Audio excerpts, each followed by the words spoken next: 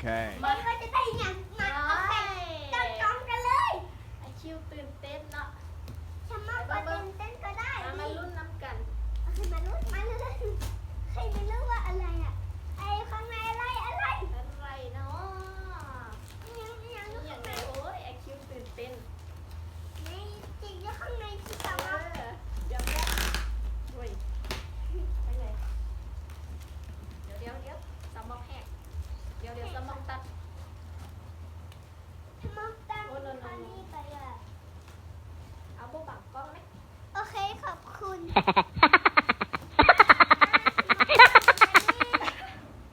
ไม่สมองออกแบบออกกันตัดกัน ตื่นเต้น มาลุ้นน้ำกันว้าไอ อย่าง ส ได้ มองก็ตื่นเต้นก็คือ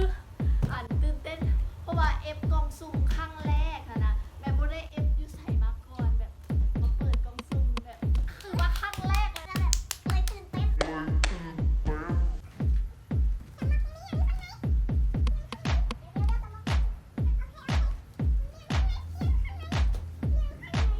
ว ว้าว เดี๋ยว เดี๋ยว แป๊บโอ๊ย อะไรอ่ะเป็นตุ๊กตา ตุ๊กตาเนาะ แล้วมีอย่างตรงนี้นะ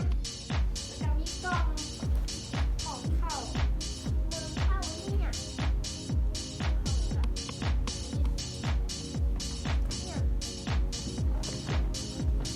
นี่เนี่ยกล้องบนนั้นคุณน่ะชุบ กระเป๋า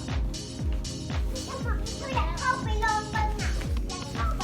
อยากเข้าไปอยากเข้าไปอยากเข้าไปอยากเข้าไปอยากเข้าไป